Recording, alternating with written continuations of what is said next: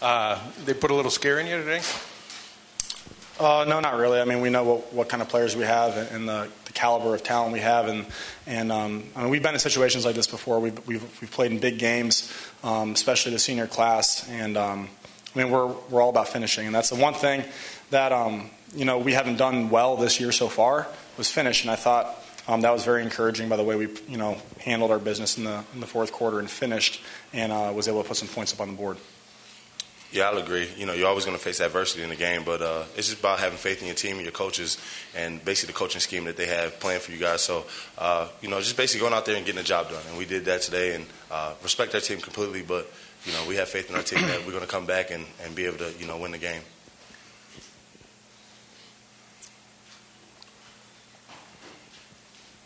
Shilique, I think you guys had 1 sack in the first half. How much did you put on yourself to create more pressure in the second half? Oh, that's a big focal point in our room is being able to, get turnovers, get sacks, and we put the blame on the defensive line when there's big plays, like big passes that are completed, because we need to be able to get past and get into the quarterback, get past the tackles, get past the guards, and make plays for our DBs. And like I said, we trust in them, but we put it on ourselves to create those turnovers and create those sacks. So when we came in, we made those adjustments. Coach made those adjustments up, and just basically had faith in us, and we had faith in each other. So we went out and just executed the game plan. Dave, over here. Right here. Gerald Holmes comes in late. Was it your plan to get him in, or were you trying to create a little bit of a spark? And I guess let's talk about his play late. He's a good enough player to play for us. Obviously played early in the year, and I'm always looking for opportunities to get him in. I wanted to get him in the first half. Didn't happen. But there wasn't necessarily a plan that, okay, we're going to get him in this situation. I just felt like we missed a couple cuts early on or throughout the first half, and we just wanted to give him an opportunity because he deserves it, and he stood up and did a good job. Shilique, how would you evaluate the energy level of the defense, and was that something that you felt like at points was lacking and you wanted to make a personal emphasis to sort of get the guys where you wanted them to be, or did you feel that it was where it needed to be throughout? It was a little slow in the first. We came out a little slow. I think we played aggressively, but we didn't have the energy and the excitement that we usually have. But it's not on me. It's not on me for the energy level. It's on all of us. We all pick each other up. So I wouldn't say that was something that I look to do. It's something that we all collectively look to do. We came in, like I said, we made those evaluations, and having energy was one of those evaluations, come out with that spark. And it was great to have, Riley come back in, too, who's also a key player of our defense. So he came in with excitement, and that just shows that, we feed off of each other. Dave, obviously, you guys got the win. I just wondered about the yardage, the offense, outgained 2 games in a row. Do you guys, when you've got big leads like that, is it just trying to control or protect the lead? Or no, I mean, the second half we're trying to control football, but no, we're trying to score, and we had limited chances obviously this game, so third quarter we sputtered a little bit, mostly because of penalties, I believe. Right off the bat we had a couple penalties that drove us back to put us behind the chains a little bit, but I tried to stay aggressive. We tried to stay aggressive with our attack offensively, just because I think that's important for us to do, and fortunately it worked out okay in the fourth quarter. But I'm not all that worried about yards and all that stuff. I'm worried about wins. Mike, the third downs, they referred to a ton of third downs. Can you just talk about your third down defense and where you think that is, and was it Cooper Rush just picking you apart, or were the things that weren't done defensively? Well, in the first half, obviously, I think they were 6 for 9, and a lot of 3rd and 10 plus conversions. When we pressured, we didn't get home fast enough. Probably spent too much time disguising and less time, just getting after it and trying to beat people one-on-one. And he is good enough to find the holes. So in the second half, when we were a lot more successful, we dropped 8, tried to eliminate all those windows, and guys like Shilique were able to get home with the 3-man rush, and they're good enough to do that. So we tried to eliminate the windows because he was good enough to find them. And we were hitting him, but he could take the hit and deliver the ball. So we said, second half, let's drop more. Shilique, just wondering, the 2 block field goals, how you guys were able to have success on those and want to lift those yard to get 2 of them in a row in the first half like that? Practice staying low, just making sure that we bring as much contact as we can, and execution. Our coaches put us in a great position. They understand what offensive schemes are. We have some of the best offensive coaches in in college football. So they're able to help the defensive coaches, and then out of all that, the defensive coaches are able to help us and align us and put us in the right position. And just effort. We came out there and we understood that they came down, they drove the ball down, but we stopped them and put them in field goal range. But now it's time to shut that out also. So the guys came out with effort. I feel like all 11 guys on that field were trying to block that field goal. Both of those, and it just so happened that it went me and Cooper's way. That me and him both got a block. Dave, I know it looked like Price went down late, but earlier losing Conklin, how big of a loss is that?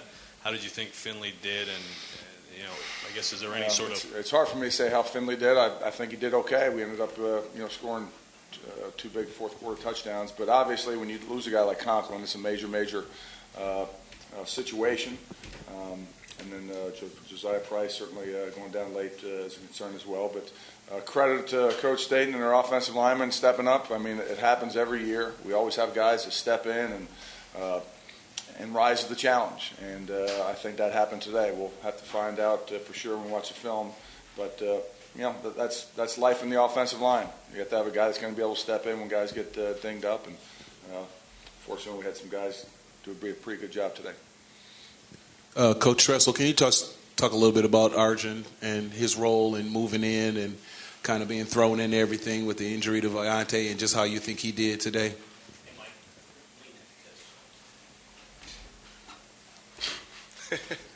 Get over here close to Coach Warner. Slide in, Coach. No, I think he did a good job. I really do. I think he got more and more comfortable as the game went on. I think our whole secondary did. I think there was a little lack of focus, little lack of eye control with the back seven in the first half. And then all those guys got a little more attention to detail, I guess, in the second half. And Arjun did a good job, and Darian Hicks came back in the second half and got a couple pass breakups and did a really good job. And just like Dave was talking about with the offensive line, it's the game of football. When somebody goes out, you need other people to step in, and that's how you become a great team. It's not about the 22 you start at the beginning of the year with. It's about 105 guys. So Arjun did a good job, but again, the second half, everybody that got a chance to get in there really stepped up.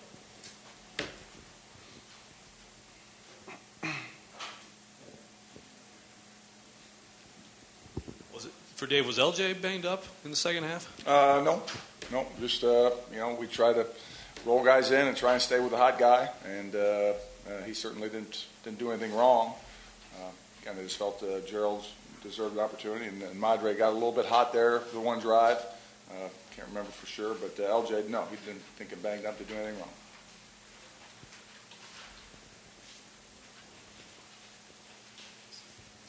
Just for Connor, I guess the 19 pass attempts, is it hard to get into a rhythm when you're not throwing the ball maybe quite as much as some other games we've seen you play in? No, not really. I wouldn't say that at all. It's on myself to get into a rhythm, no matter how many times we pass it, no matter if it's 50 times, if it's 20, whatever. That's the quarterback's job. That's my job to get into a rhythm. But, I thought we started out hot, and then when we were in the third and long situations, I threw it at LJ's feet on the one scramble. I threw it short to Burb on, I think it was a first and 10, or it might have been first and 15 to that backside curl. And those two throws were on me, So I think if that doesn't occur, I throw completions, we keep the rock rolling, keep the ball moving, and it'd be a different outcome. So I wouldn't say it's on the amount of passes you throw. It's definitely on the quarterback, on me to get into a rhythm. That's time for two more. Back to Coach Tressel. Can you talk a little bit about Dow? You seem to be getting him in a little more, and he seems to be making more and more plays. Just talk about his development and kind of as a young player and how he's getting into a rhythm himself. Yeah, Andrew's an explosive playmaker, so we are trying to find ways to get him on the field. Like any young player, though, there's going to be some mistakes that are made. So putting him in positions where he can be explosive, we can take advantage of those big plays, but limiting the opportunities where mistakes could hurt us. And he started the whole last game and did a good job. Got a couple series this game. He's on all the special teams. He will make big plays in his career, so we'll try and make those happen sooner than later. Coach Tressel, how would you evaluate the impact that Riley Boa had in the second half after not having him in the first half? He's an emotional leader. I mean, that's the bottom line. I think everybody, first of all, Shane Jones was excellent.